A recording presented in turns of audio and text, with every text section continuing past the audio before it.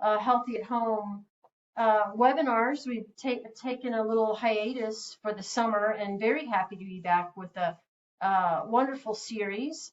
And we're starting it off with mindfulness for pain management. And our presenter today is Anna Smythe, who I've worked with many times in the past. Very much enjoy her and her presentations. And she's from Mindfulness Utah. My apologies. And I'm going to introduce her real quick. Anna Smythe is a mindfulness consultant and trainer. She works with companies, nonprofits, government agencies, and individual clients to improve physical, mental, and social health outcomes through mindfulness. She holds a master's degree in health promotion and education and has been trained as a qualified instructor of mindfulness-based stress reduction through UMass Medical School. Anna has been practicing mindfulness for over 10 years, including several 10-day silent meditation retreats, which sounds awesome. I just added that.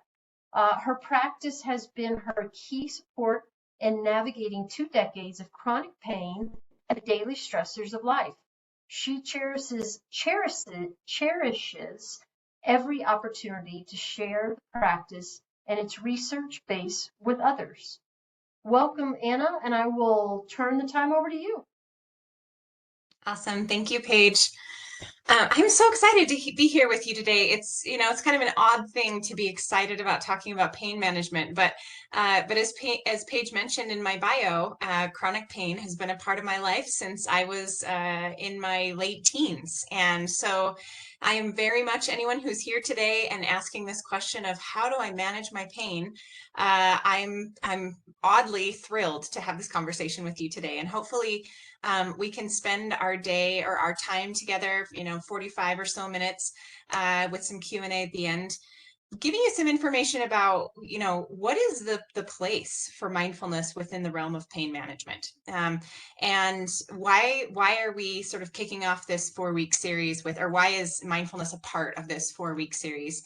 So I'm going to spend just a couple of minutes talking to you about the brain, couple of minutes talking to you about some of the research that has been done, really exciting research, connecting mindfulness to pain management, and maybe even comparing it to the use of opioids for pain management, which is a big part of the theme of this series. And then the most important thing is we're going to actually do some practice. And so we'll have a chance to do some mindfulness practice today. Maybe you have done some in the past.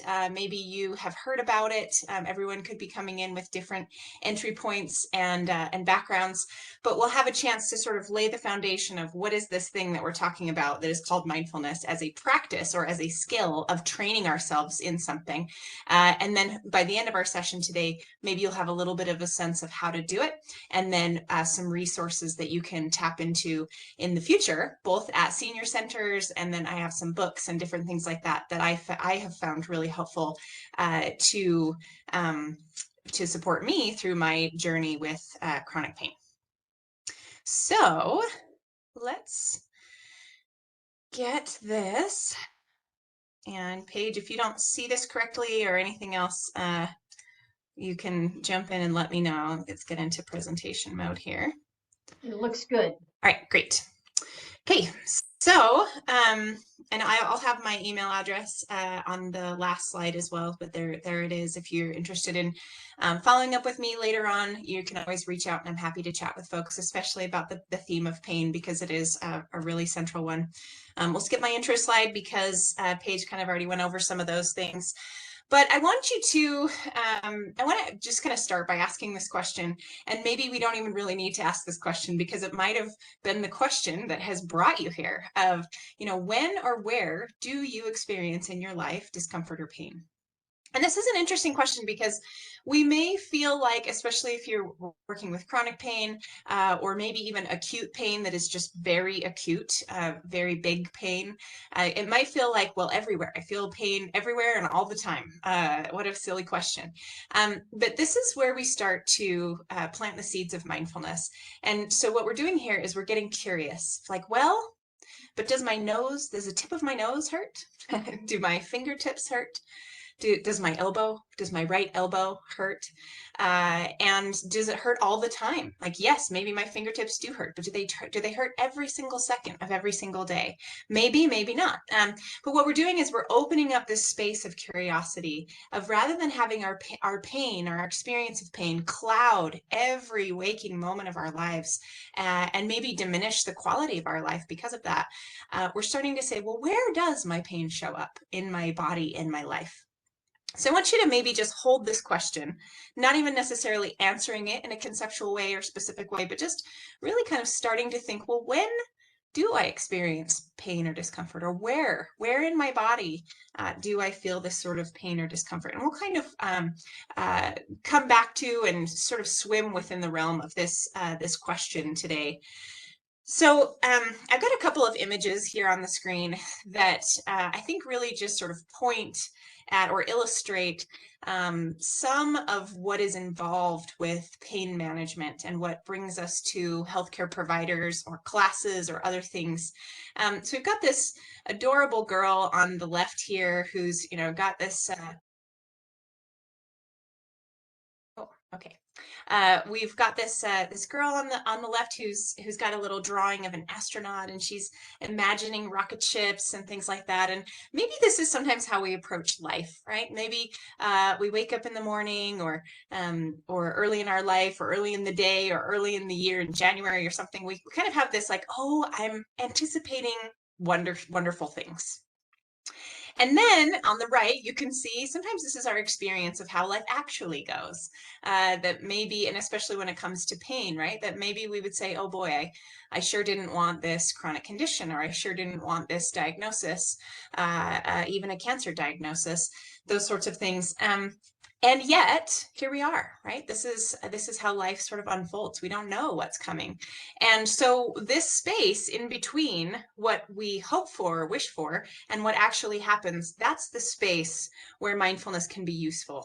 So that we can say, okay, rather than waking up in the morning and resisting and being angry about my situation and being angry about the fact that I have pain, or feeling despair that I have pain, or some of these other kind of emotional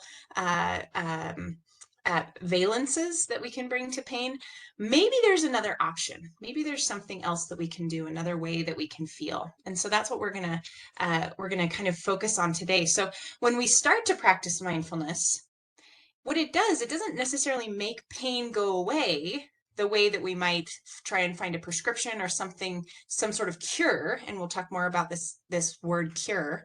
But mindfulness changes our relationship with pain. And this is kind of a mild example, but my very first silent 10-day meditation retreat that I did, there are three things that I don't handle very well: being cold, being tired, and being hungry. And if I'm two of those three things, watch out, world. And if I'm three of those three things, oh boy. So when I was at this meditation retreat, we would wake up at around 4 in the morning and walk from our rooms to the meditation hall. And it was up in Oregon. And so, and it was right around over Christmas and New Year's. And so it was cold, it was dark, I was tired, I was hungry. And so I watched myself, wake up and put my shoes on and walk to the hall to practice this skill. And I was so grumpy. In the first few days, I was just so grumpy. And then I noticed on a day about 4 and 5 that none of my circumstances had changed. I was still waking up at the same time. I was still getting the same amount of sleep. The weather was still the same. In fact, it even started snowing, so it got a little bit colder. But what I noticed was that I felt less unpleasantness, right? My experience of walking from my room to the hall to practice was more of a neutral experience rather than trudging and saying, oh, I should have brought warmer clothes, or why can't we eat breakfast before we do this, or blah, blah, blah, blah, that I was just walking. And so my experience just in those moments, and that was a really profound thing. That was over 10 years ago that I was in that specific walk back and forth. But it had such a huge impact on me to say, oh, wow, there's something in my inner environment that can change, which then impacts my perception of my external environment. What is that? What's going on here? And so that's what we're talking about when we say mindfulness changes our relationship with pain. There we go. And so what we're talking about here is essentially my example there, and maybe we would put being cold or tired or hungry in the realm of discomfort. Maybe it's not quite pain, but somewhere in a related realm. What we're talking about here is that we are bringing some awareness. So going back to that question, well, when or where do I actually feel pain? What is that like? Where is it in my body? Where is it in my life? And so we're bringing some awareness to it rather than avoiding it and saying, oh, I don't want to focus on this. I want it to go away. I want to fix it. I just want to have something pleasant or happy. We bring some awareness and some curiosity. And that, we'll talk for just a minute about sort of the brain science here of this without boring you too much. That is what starts to transform our experience. So rather than resisting and feeling this deeply aversive, like, ooh, yuck, get it out of here experience toward pain, we start to say, okay, I'm not giving in. I'm not, rolling over and saying, oh, I give up and poor me, but we're saying, well, this is what's here right now. So what can I do? What are my options? And so this word equanimity is kind of like being at peace with, or maybe being at one with, kind of saying, this is, I have a 3-year-old and she was throwing a little bit of a tantrum earlier today. And so I was noticing my lack of equanimity of like, oh, I just want this to stop, right? And how that affected my emotions and how that affected the tension in my body. And instead being able to say, well, this is what's here. How can I attend to this situation? How can I be present for what's going on for me, what's going on for her, what's kind of going on in this scenario? And those same concepts apply to pain management. So this is, I really wanted to share this with you. There's this lovely shift, and you don't have to read this, I'll read it to you, but I wanted you to be able to see it too, because sometimes when I hear things and I see them, they stick a little bit better in my mind. And so I wanted to break down this idea of trying to cure pain versus trying to heal ourselves. Are we trying to cure ourselves, or are we trying to heal ourselves? And if we think about life and the trajectory of life, we know, and especially those of you who've lived, decades and decades and decades, you know that pain is, it's inevitable, right?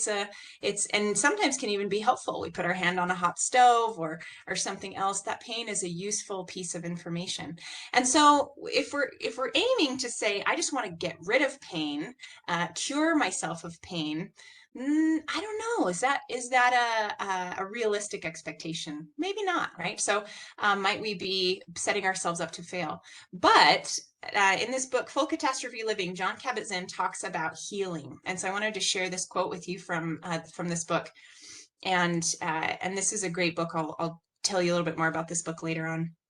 But he says, healing implies the possibility that we can learn to live with and work with the conditions that present themselves in the present moment.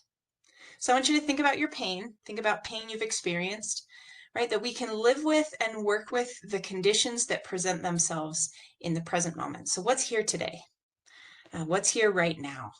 It means we can relate differently to illness or disability, even death, as we learn to see with eyes of wholeness.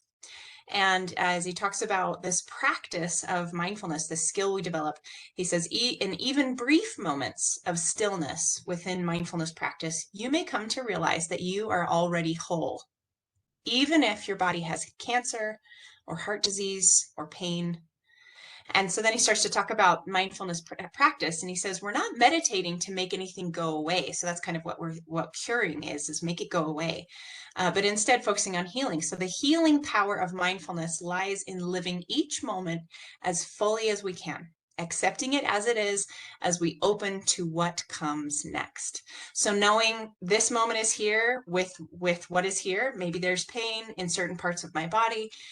Maybe there's emotions that come along with that pain. And I'm leaving myself open to the possibility that the next moment might look different. And the next moment might look different, right? There might be more pain, there might be less pain, there might be different pain. There might be other things as well, lots of other things going on. So we're opening to this fullness, like he says, they're living in each moment as fully as we can. And what we know about pain is that we often get really distracted by it, right? If you've experienced any sort of pain, chronic pain or acute pain, you know it can be a really distracting and sometimes even overwhelming experience, like a foghorn blowing in your ear, that it's hard to even notice anything else. And so that's why we train ourselves. We're training our brain through mindfulness to say, yes, there's a foghorn of pain blaring in my ear, so to speak. And I have trained my brain to be aware of other things as well, and that is going to benefit me and kind of heal my relationship to pain. So I'll tell you a little bit more about what I mean by that. And we'll talk a little bit about, there's just one study I want to highlight today, and this is one of quite a few studies now around mindfulness as a pain management tool. And then we'll talk a little bit about the brain and kind of what we're seeing, like how mindfulness is working. We call these underpinnings, sort of mechanistic underpinnings, which is a jargony way of basically saying, how does it work? So this study, this is an interesting study. I really like this one specifically because it was conducted at the University of Utah Hospital. A researcher named Eric Garland, who is up at the University of Utah it's like the Center for Integrative Health and Wellness, maybe. But he's a brilliant researcher, and they conducted this study. This was a few years ago. They had 244 participants, and they split them into 3 groups. And let me actually, there's the citation there if you want to see that. So they split them into 3 groups. They had one group that was just doing some kind of education, some kind of a psychological education around pain. They did one group that was doing some hypnotic suggestion, is what that was called, some hypnosis stuff. And they had one group who received a mindfulness meditation intervention. And the practice we're going to do today, that is the practice that they did. And it was just a 15-minute single intervention. And what they showed, I think these results are fascinating. So 1/3 of those participants that did the mindfulness meditation showed a 30%, sorry, it looks like I've got a little typo there, showed a 30% pain relief. So that's like a clinically significant pain reduction. So they showed a 30% pain reduction from the mindfulness meditation. And so the study, what they said was that's clinically significant, comparable to 5 milligrams of oxycodone. So that's a pretty interesting thing, right? To be able to say they experienced a pain reduction that is comparable to this amount of prescribed medication that might relieve pain.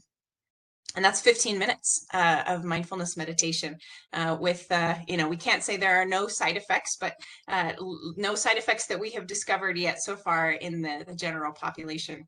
And it's free. Mindfulness meditation is free. So we're not saying that one is better than the other, but it is an option, right? That is a legitimate option to consider. So I want to talk to you for just a second about some of this brain stuff, and hopefully this won't be too boring. I am fascinated by the neuroscience of mindfulness practice, mindfulness meditation. I have been a practitioner myself for so many years, and I have firsthand experienced, it's like tasting food, like tasting an orange and then trying to describe the flavor of an orange to someone else, and you're just like, you really just need to try it. This is what it tastes like. And so I've had this kind of firsthand experience with the changes in my brain, and then being able to read about some of the studies that are saying this is what's going on in the brain. We're seeing these changes. I think it's really exciting stuff. And this is all, relatively new in the last 20 or 30 years that we even know anything about the brain, as we've been able to start measuring things and analyzing the brain. So one of the things that we're seeing here that's pretty cool as it comes to pain, or as it relates to pain, is that when we experience pain, like for example, coming back to my pretty benign example of being cold, being really cold.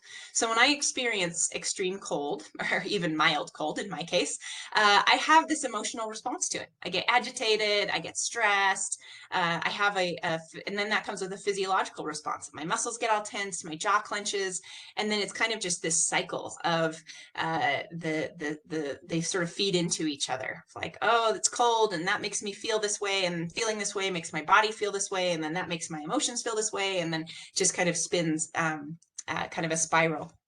And so one of the things that we see in the brain is that as we practice mindfulness meditation, there is, if you think about, like a path in a field, if you lived on one side of the field and someone that you loved lived on the other side, and you walked a path through a field back and forth from their house to your house over and over and over and over, that path would get pretty well worn, and it'd be a really easy path to walk. And that's kind of what happens in the brain, is that we have these different pathways that where the brain, different parts of the brain communicate and connect with each other.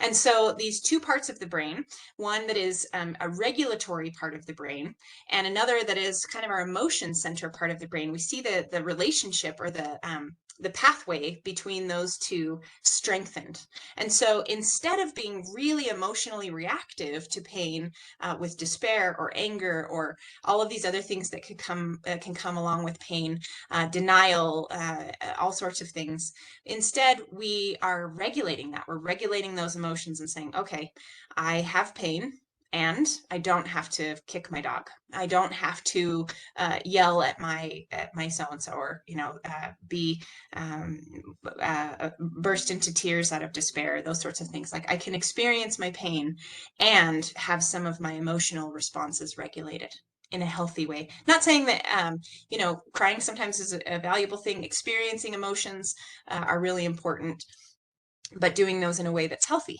right? And then the other piece here, and there's more to this, but these are kind of two big things. There's a part of the brain called the default mode network. And the default mode network is, maybe we could equate it to maybe we could call it in lay terms like the ego. This is a big part of the brain that lights up when I'm thinking about me and mine and my stuff and my people and my reputation and my body and my pain and my joy. This is kind of our default mode network that's doing a lot of stuff. And so what we see with mindfulness meditation is that we actually have this default mode network gets sort of quiet. Like, maybe typically there's this big party in the default mode network, and there's lots of people and lots of voices saying, I shouldn't be the one with pain, and why me, and, all these sorts of things. And all of those voices start to dissipate essentially in that part of the brain.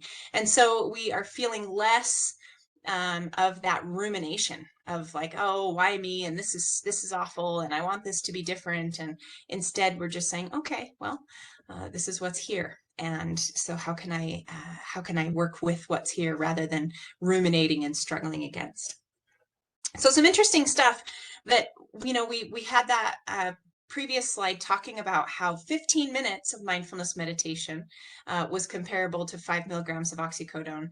But these things that we're seeing in the brain, this is like long-term training stuff. So if we went to a fitness class and we did a bunch of jumping jacks, we did 15 minutes of jumping jacks every day for 2 months, we would see some changes in the muscles and joints and the tone and strength of our body, in our musculoskeletal system.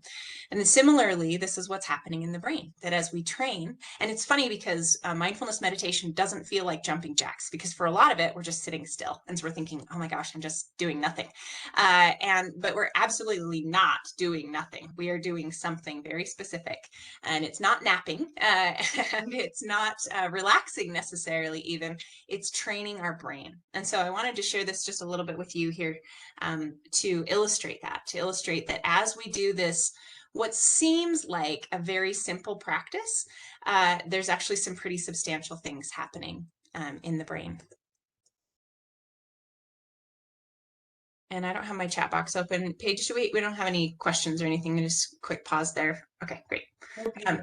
Feel free to, if anyone does have questions, feel free to type those into the chat box or indicate some in some way. But we'll have 10 or so minutes at the end of the session today for questions as well.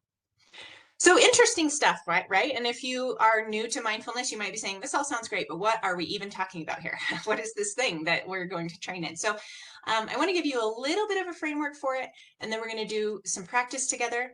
I wanted to do the practice that was from the study that I mentioned, just because I really like research-based things. I don't like to waste anyone's time. You know, it's the one thing we don't get back. And so I'm going to give you that one to do. We'll do that one today together. But then I'm going to point you in the direction of a handful of resources, books and classes, like I mentioned earlier, where you can dive into some more pain-specific meditations and mindfulness exercises, so that if you want to go down that route and work with those specifically, you can do that.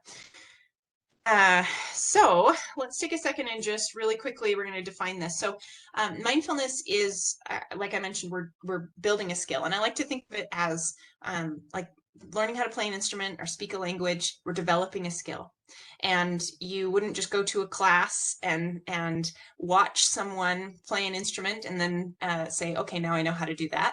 Or you wouldn't go to a language class and listen to someone else speak a language and then say, okay, now I know how to do that. You would go and you would do it yourself, and you would practice it and practice it and practice it and develop a proficiency, develop a capacity for that. So that's what we're doing here, is we are practicing a certain skill over and over and over and over, and then we're developing some specific capacity in our brain, and that capacity is attention, focus, awareness.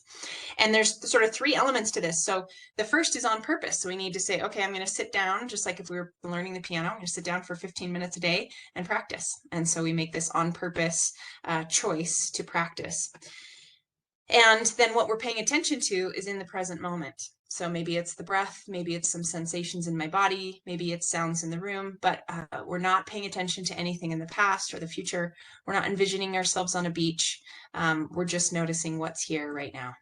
And this is the key piece. So back on our slide previously that said awareness combined with curiosity, this is what we mean by without judgment. So when we say, okay, I'm noticing that my knee, I'm feeling some pain in my knee.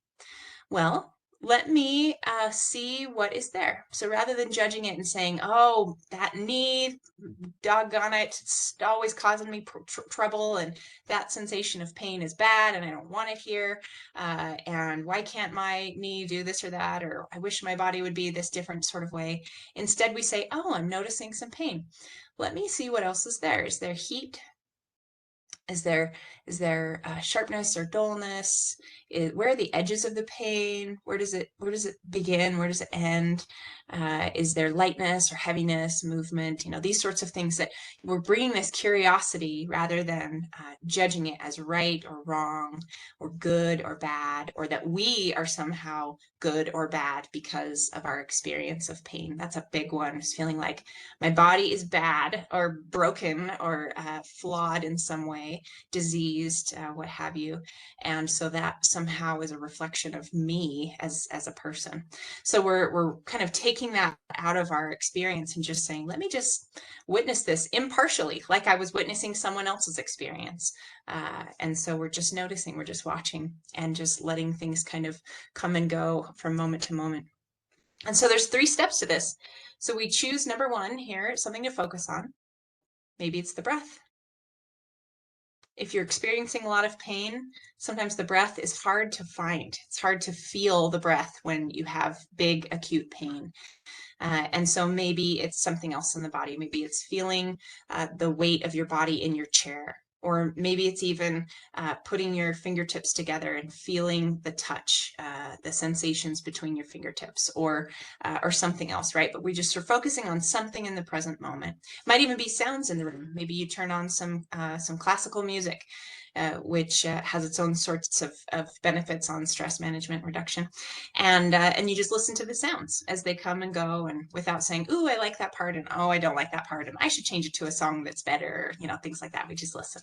So you're choosing something to focus on, and then inevitably your mind will wander. And this mind wandering, sometimes we might say, boy, if I'm feeling pain and I I try to focus on my breath, or I try to focus on sounds in the room, and my mind just keeps coming back to the pain. We might say, oh, I'm terrible at this mindfulness stuff, and just throw in the towel and say, this isn't for me, I'm bad at this. And so I want to just call your attention to the fact, specifically when we're doing this for pain management, that it is going to be such a natural thing for your mind to come back to the pain, or to come back to whatever you typically distract yourself with from the pain. Some people sing a song in their head, or some people start fidgeting, or maybe even come up with a to-do list of, let me just do something, keep myself busy to manage the pain. And so in the first few times we practice, just like the first few times we practice anything, it might feel a little bit clunky, right? You might go back to those same habits that you've developed over whatever period of time. And so the second step here is simply noticing, like, oh, I'm not focusing on where I had put my attention a moment ago. My mind has wandered off. So I'm just noticing that my mind has wandered. And then the third step is to bring the mind back.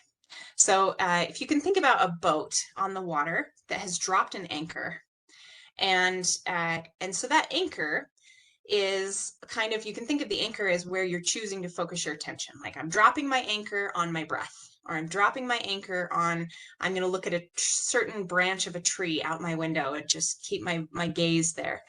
Or I'm going to focus on, maybe I'm going to focus on the pain in my body in one specific place. Or maybe I'll focus on another part of my body where there isn't any pain currently. So that's where I'm dropping my anchor. I choose one place.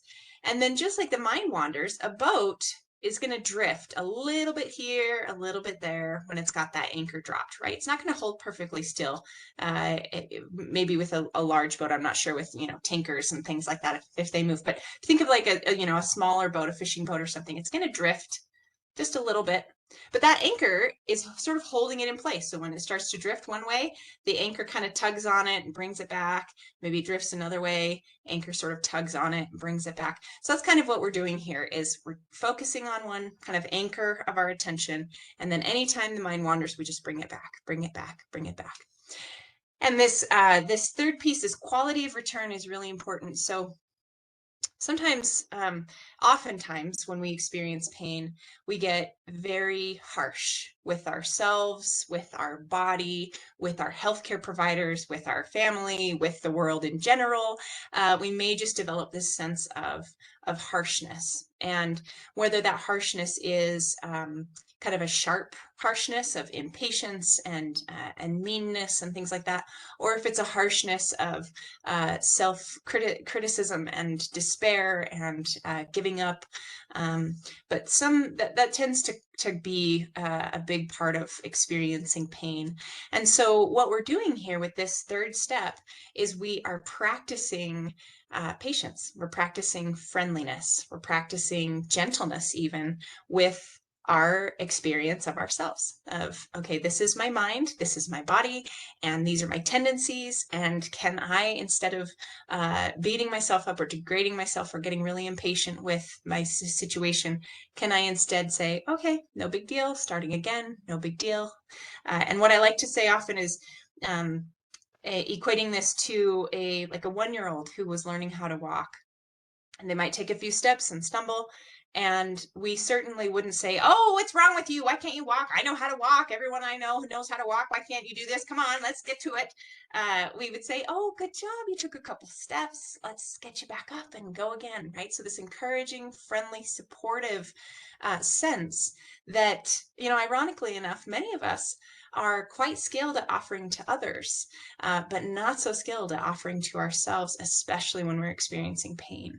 So really, we are practicing, right? We're practicing some certain skills and a quality of attention that we're offering ourselves amidst pain. And like I mentioned, with specifically pain mindfulness practice, maybe we bring our focus to the area of pain. If it feels manageable, if we've got a headache, or maybe some back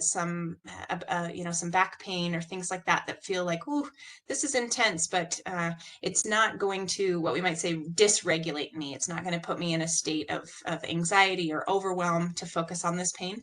Then maybe you do. Maybe you kind of dive in and look at it and notice it and observe the pain.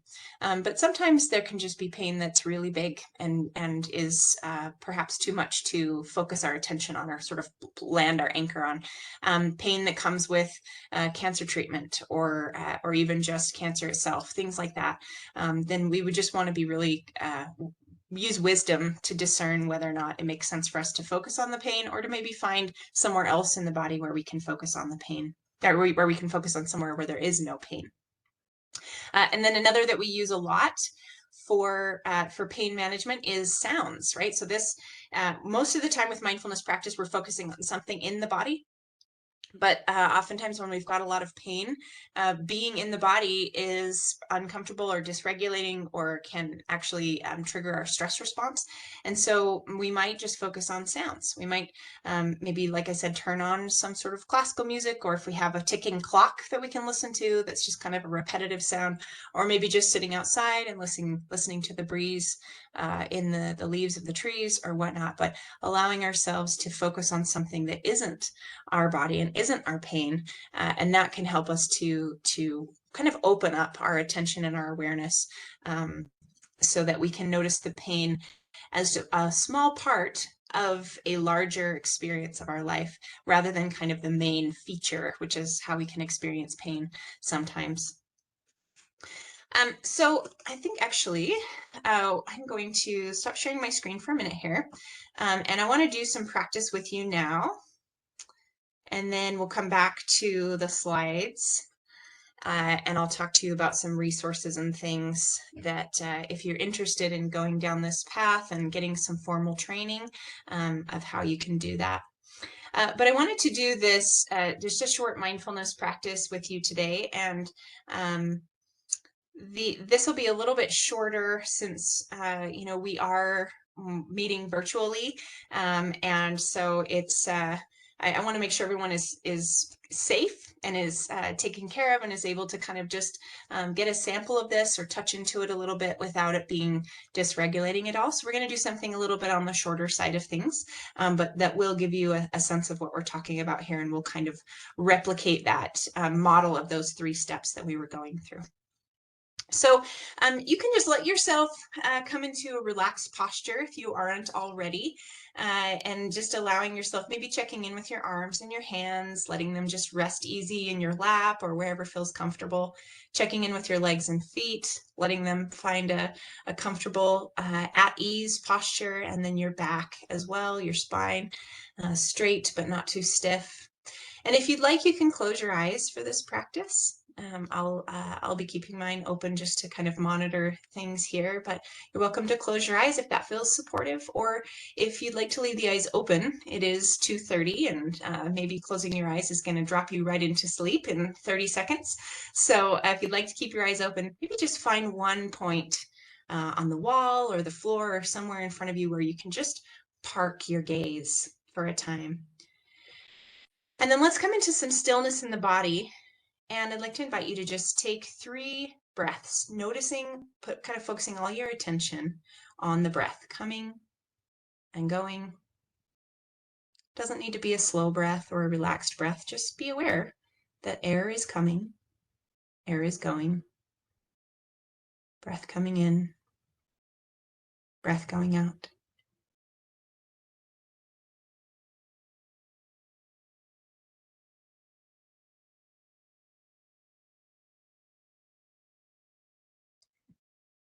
And now let's move our attention to the bottoms of our feet.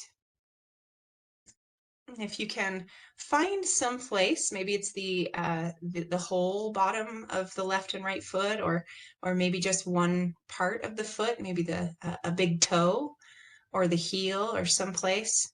If you are currently not experiencing sensation in your feet, that's not available, maybe going to the knees, or even if that's not an option, even your seat in the chair that you're sitting in.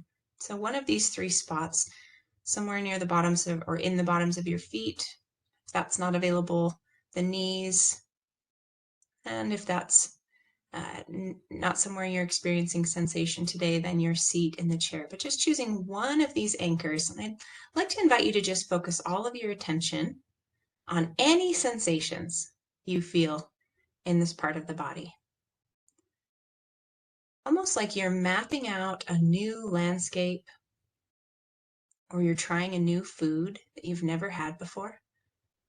So this kind of open curiosity, wonder,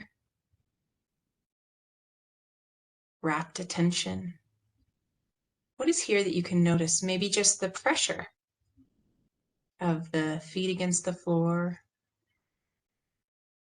Maybe noticing the temperature of this part of your body, some warmth or some coolness. Maybe noticing any stillness or movement, tension or ease, heaviness, lightness.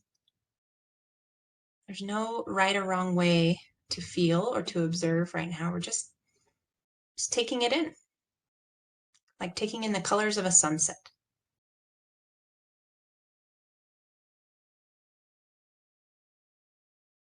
And if there are areas in this part of the body where maybe you don't perceive as much sensation, that's fine. Just noticing that and continuing to wander about in this part of the body. And if at any time your mind starts to drift and you shift into your thoughts are coming or emotions are coming, or maybe your mind has drifted off to somewhere else in the body where you're experiencing pain, just noticing when that happens. And again, like the boat that's sort of drifted a bit, that anchor just bringing it back, coming back to the feet or the knees or the seat, wherever you've chosen to hold your attention.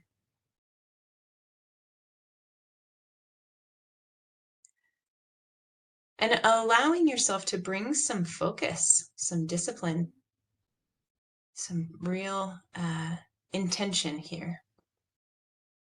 It's a little bit different than a nap or a relaxation exercise.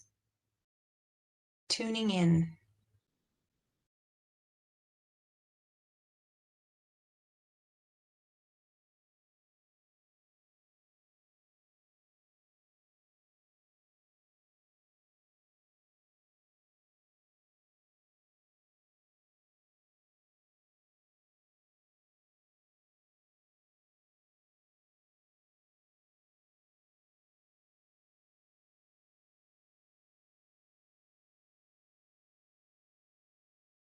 And maybe there is pain in the body that is perhaps speaking a bit louder than some of the subtle sensations that you might notice in the feet or the knees or the seat in your chair.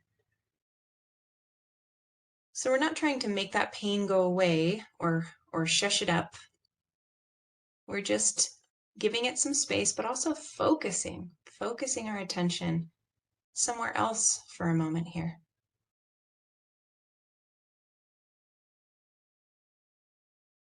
And if you notice, again, thoughts coming up, maybe they're related to what you're noticing, maybe they're completely unrelated, or emotions that might be related or unrelated. Sometimes when we first start to practice mindfulness meditation, we might experience restlessness, boredom, frustration, other sorts of things along those lines. Just let them come and go through your awareness like clouds in the sky. All the while keeping your focus on this one part of your body, bottoms of the feet or your knees or your seat in the chair.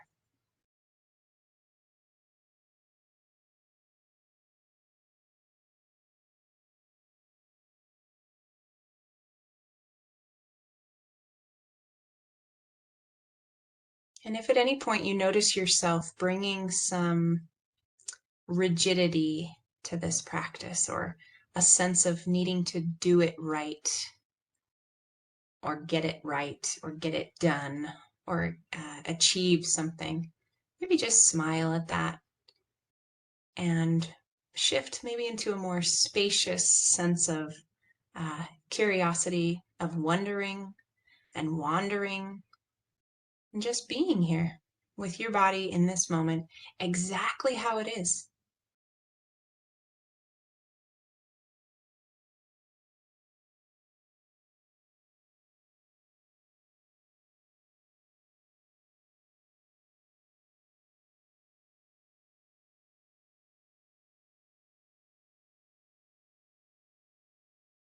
And then as you're ready, shifting your attention back to the breath once again. And we'll bring this practice to a close with just 4 or 5 more mindful breaths. If you'd like to take a slightly deeper than normal breath, you can do that a few times. And as you take these final few breaths, maybe just offering yourself some gratitude, some thanks for trying out this practice.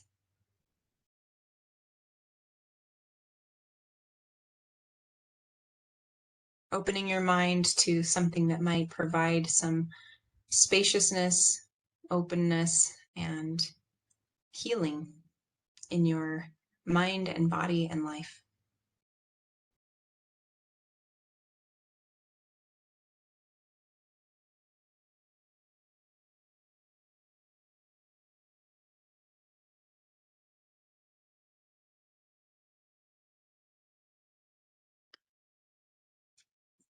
And then as you're ready, you can begin to flutter the eyes open or raise your gaze, bringing your attention back to our screen. And I'll just ring one bell here in case we do have anyone who maybe drifted off a bit.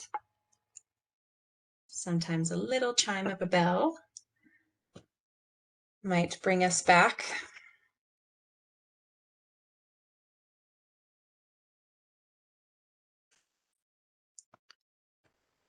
Thank you. So, in the interest of time, a really important part of this sort of practice is some integration and processing as a group. And in the mindfulness-based stress reduction classes, which I'm going to talk to you about in just a minute here, we spend a lot of time on that because there is a lot of change that's happening in the body with our body and mind with our perception of pain, our perception of just our moment by moment experience in general. And so having a chance to chat about that with other people and put it into words and kind of continue that process of curiosity can be really valuable. But in the interest of time today, we are going to skip that. So I'd like you to maybe just take a second and just ask yourself, like, what did I experience? Without looking for anything, right? Without needing to answer that question with, I experienced euphoria and I experienced an absence of pain or anything else, right? Of just letting ourselves get curious about whatever it was that we did experience. And there, before I get into these resources, there's just one other thing I wanted to share with you, and this is the story of a woman who went through an MBSR class. We've got 2 of those coming up that are going to be offered at senior centers this fall, and I'll talk about those in a second. But this, back from the book that I mentioned earlier, Full Catastrophe Living by Jon Kabat-Zinn, there was a woman who was diagnosed with breast cancer and was having just a real intense experience of all of it, physically, emotionally, with treatment. Just the entire experience was really, really overwhelming for her. And so she came into this class and did a body scan, which is kind of an extended version of the practice we just did, and told Jon Kabat-Zinn afterwards, she said, I had this really profound experience of being much bigger than my cancer, that I'd spent the last, basically since my diagnosis, feeling like I am my cancer, and that somehow I am broken, or I am flawed, or I am all of these sorts of things because of my cancer. And as I was doing this body scan, all of a sudden I just had this real knowledge that my cancer is something that I am experiencing right now, but I am so much bigger than this. There's so much more to me, and that was a real profound experience for her to say, yes, I do have pain, but I am not my pain. I am much bigger than my pain. So to wrap up today, just a couple of resources for you. Like I mentioned before, we have 2 mindfulness-based stress reduction courses that are happening this fall. We have one starting this Thursday. These are 8-week courses. So the one at the Riverton Senior Center is starting this Thursday and is happening every Thursday 9:30 to 11:30 a.m. From this week until September 29th. And I believe that class is full, but they do have a waiting list. And so you could put your name on the waiting list in case we have anybody drop tomorrow or Thursday, and we can get you in. But we do have another one at the 10th East Senior Center, which is, I believe, 10th East and 2nd South, 200 South in near downtown. And that class starts September 14th and goes through November 9th. Again, an 8-week course. And that one runs from 10 a.m. to noon. So if you want to get a little more shut-eye, that's a nice, a little bit of a, starts a little bit later. And that one we still have, I think we have at least 10 spots left in that class. So let your friends know. And these are made possible by a grant from Intermountain Healthcare. And so they are, if you take an MBSR class somewhere else in the community, it's somewhere between $250 and $300 for the course. And these are available for free to those of you who are at senior centers. So please let your friends and relatives and others who are over the age of 60 know about the 10th East class that's coming up. And this is a course. And so again, kind of back to the language learning analogy, if you wanted to learn French, you might sign up for an 8-week or a 10-week or a 12-week course, and you would probably attend the whole course in order to develop that skill. And so that's kind of the idea, is to attend all of the sessions, and it tends to be a really rich experience. If that doesn't feel like something that you are interested in right now, but you want to try maybe some things on your own at home, there's some great books. These are all ones that I would vet. The top two, The Mindfulness Solution to Pain, and then You Are Not Your Pain, are two excellent resources. And I believe they both come with a CD that has some guided meditations that are specifically mindfulness meditations for pain. And I've really found some benefit in both of those for navigating my own experience of pain. And Vidyamala Birch in particular has, she has had a long history of chronic pain from some back injuries and some car accidents and things. So she's just a great resource. The other two are kind of, I guess, slightly tangential, but related to pain. You may have experienced this when you're working with pain. It can affect you on an emotional level. And so there's a book here by Mark Williams and a few other authors called The Mindful Way Through Depression. So this is a great resource. Again, that one comes with a CD that has some practices for navigating maybe the emotional component of dealing with pain, acute pain or chronic pain, equally. And then the last one is around trauma. So if your pain is related to some sort of trauma, physical trauma like a TBI or something else, or you feel like there might be some emotional trauma that's related to your pain, then this is a great resource as well. And he also has like a weekly podcast. So, and I think his website's just hisname.com, davidtreleven.com. So, so those are my resources for you today. All right, so we've got a few minutes left for questions. If there are any, I'll just move to this in case anyone wants to write down my contact info. And then, and like I said, I'm happy to answer questions or direct you towards other resources or things like that.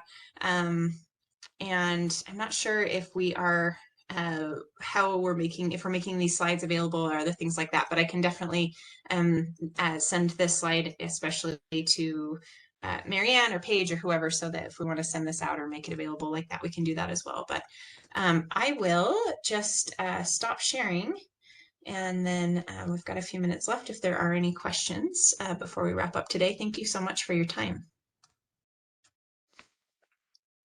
If you have a question, you can unmute yourself, or you can, click the little hand button like I just did, and it says, "Hey, I got a question."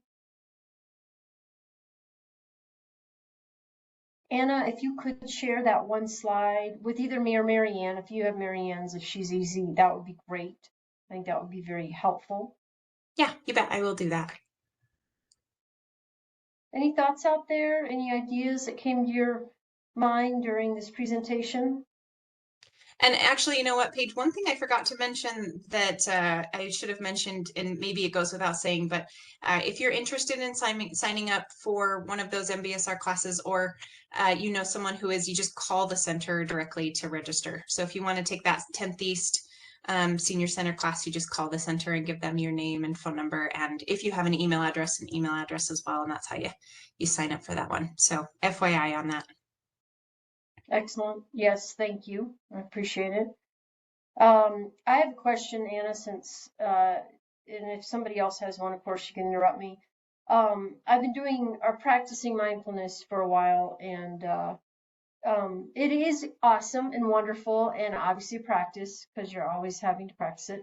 What about when you run into folks that you want to share it with that are really, resistant to it? Maybe they hoity-toity it up or therapize, think that you're just kind of being therapy. Do you have any thoughts on that? Yeah, I mean, as a coming from my background as a health educator, there's a lot of theory and research in my field saying if someone's resistant to something, you're not going to get too far by pushing things on them. And so if someone is resistant and you are really feeling like, boy, this has had I've seen some benefit from this, and I would really like to share this with you. The best thing to do, again, is to go back to curiosity. So I would maybe just ask them about their resistance. Just say, tell me what is it that you think about this, or what have you heard? Not with any intention of changing their mind, but just of simply, just like the practice of just saying, I'd just like to know what's going on for you. I'd just like to hear what's in your head. What have you heard about mindfulness? You were at the store and you saw a jar of mindful mayonnaise and you were like, oh, this is all a bunch of garbage, right? Just listen. And that tends to be both in mindfulness and kind of in this space of health education and changing behaviors for the better, or for the healthier, I guess we could say, a really, really valuable skill of let's just listen and see where people are coming from. And rather than responding with, well, you're wrong, and here's what, let me correct you. We just listen. That's it. Just like, oh, that's really interesting. And if you want to share your experience, like, oh, wow, that is so different from what I've experienced. And then sharing just your own firsthand personal, here's what I have experienced, and here's what I have really experienced. Not even going into what I've read or what I've heard or what I know, but just what I've experienced. That's probably going to be the best thing. And just like anything else, people will find the things that are going to benefit them the most at the moment that they will benefit them the most. That just kind of tends to be how it is. And so I think that's one of the nice things that has come from my own mindfulness practice, is being able to say everyone's on their own journey in life, and we all pick up different tools and things along the way. And so can we just sort of support each other, especially as we age, right? That we know that supporting each other, social supports, are so good for us, for our health and our well-being. And so, being there for each other more than needing to fix anyone or change anything for anyone else is probably going to do us the most good, I would say. Yeah, good question. I do like the approach of it. It has changed over the years, at least in my perception of what mindfulness is, and I did perceive it, whether it was because it was being presented that way or whether it was because of my own perception of being this is how you're supposed to do it. And I've really noticed a shift in the presentation of a lot of the mindfulness and meditation of this is one way. You're going to drift. I love the boat analogy of the anchor. I think that's wonderful because it gives us flexibility and allows us to do what we're going to do anyway. And again, stay away from that judgment. So I really appreciate that. I think that's an important part that was missing, 20 years ago. So it was a really excellent presentation, and I really thank you for spending your time with us for the last hour. For those of you on the call, again, we're having a 4-part series. Next week, we're going to be talking about the pros and cons of opioid use with Jeanette Bean, who's a pharmacist from St. Mark's Hospital. I strongly encourage you to be on that call. pharmacists are a little bit different perspective than you get from your healthcare provider. So it's going to be a great presentation. And I think that we will close this out for the afternoon. But again, thank you so much, Anna, for being here. And thank you, everybody else, for being here today and for spending your afternoon with us. And we'll see you hopefully next Tuesday. Take care, everyone. Thanks, Anna. Thanks, Paige. Thank you. Bye-bye.